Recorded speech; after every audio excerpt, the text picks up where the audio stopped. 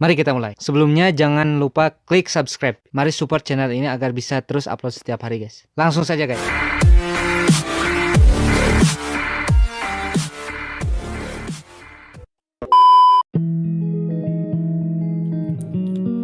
Assalamualaikum warahmatullahi wabarakatuh. Ketemu lagi dengan saya di kanal Andrian Channel.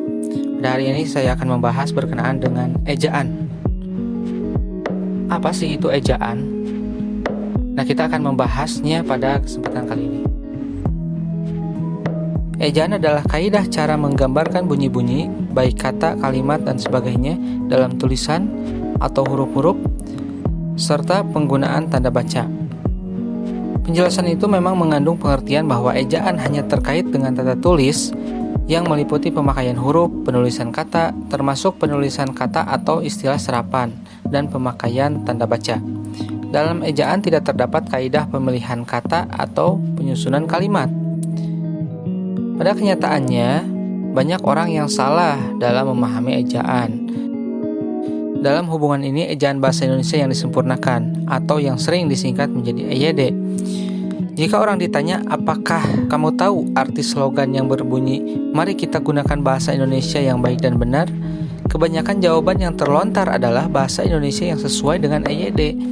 Sebetulnya, jawaban itu tidak tepat, karena EYD hanya sebagian kecil dari kaidah bahasa Indonesia. Dalam slogan di atas terdapat dua hal penting yang harus diingat, yaitu yang pertama, bahasa Indonesia yang baik, dan yang kedua, bahasa Indonesia yang benar. Bahasa Indonesia yang baik adalah bahasa Indonesia yang penggunaannya sesuai dengan situasi komunikasi. Sedangkan bahasa Indonesia yang benar adalah bahasa Indonesia yang penggunaannya sesuai dengan kaidah bahasa Indonesia. Kaidah bahasa Indonesia itu meliputi tata bunyi, tata bentuk kata, tata kalimat, dan tata tulis. Tata tulis itulah yang disebut ejaan. Kemudian, tahukah kamu apa nama ejaan yang berlaku dalam bahasa Indonesia saat ini?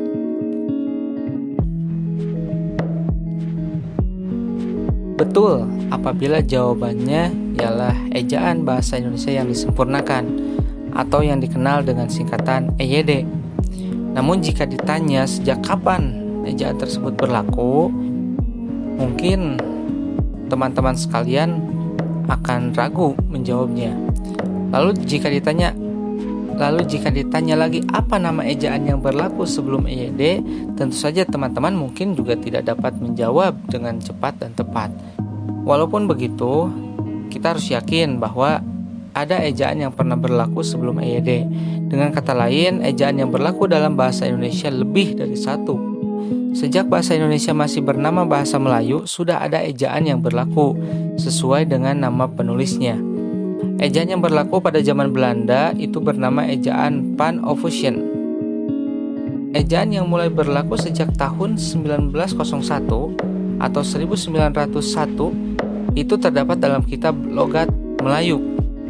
Setelah Indonesia merdeka, disusunlah ejaan baru yang merupakan perbaikan ejaan Pan-Ofusion. Ejaan itu diberi nama ejaan Republik atau ejaan Suwandi.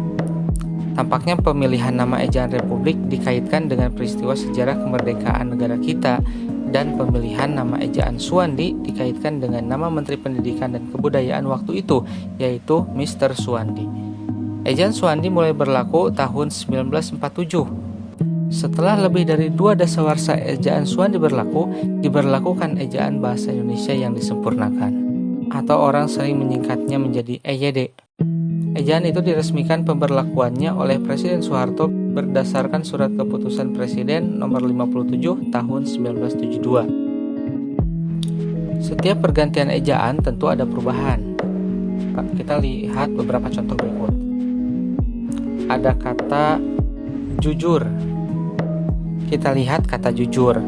Huruf J pada ejaan Ofusion itu dilambangkan dengan huruf D dan J. Kemudian U dilambangkan dengan huruf O dan E. Sedangkan pada ejaan yang disempurnakan itu sudah pada tataran yang seharusnya. Selain beberapa contoh tersebut, Juga dalam praktik berbahasa kita masih sering menemukan tulisan Jumat, doa, dakwah, atau maaf. Kata itu sering kita temukan terutama dalam buku-buku agama Islam. Sudah tentu tulisan seperti itu tidak sesuai dengan kaidah ejaan bahasa Indonesia yang disempurnakan.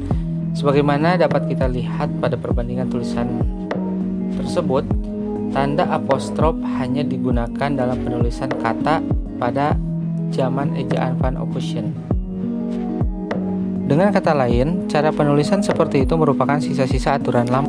Sebetulnya dalam ejaan bahasa Indonesia yang disempurnakan terdapat tanda apostrof atau yang sering kita sebut tanda koma di atas.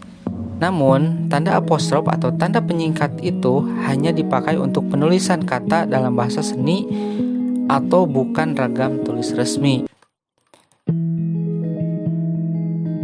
Misalnya tulisan kan yang berasal dari akan atau lah dari telah, dari kata telah, yang memang hanya ada dalam bahasa seni seperti puisi atau syair lagu.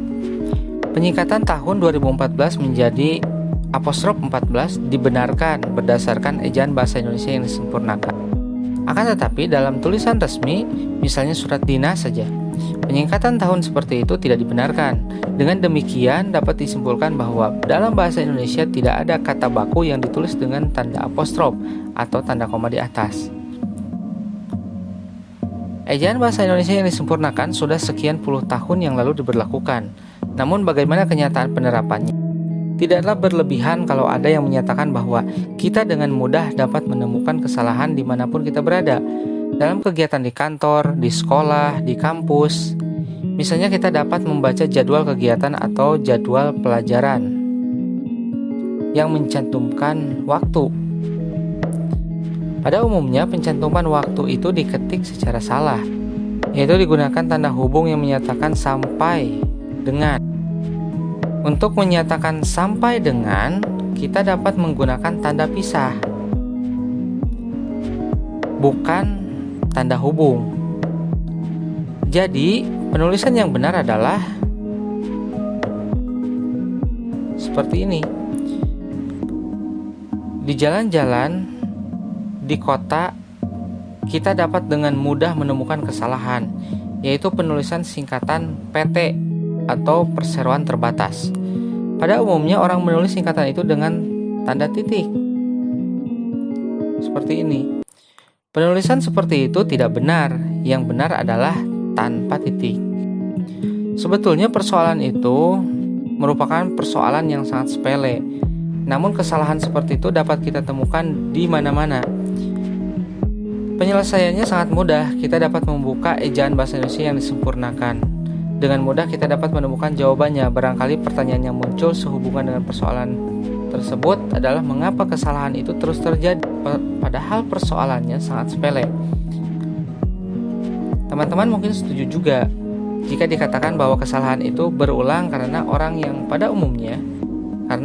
pada umumnya kurang peduli terhadap kaidah ejaan bahasa Indonesia yang disempurnakan.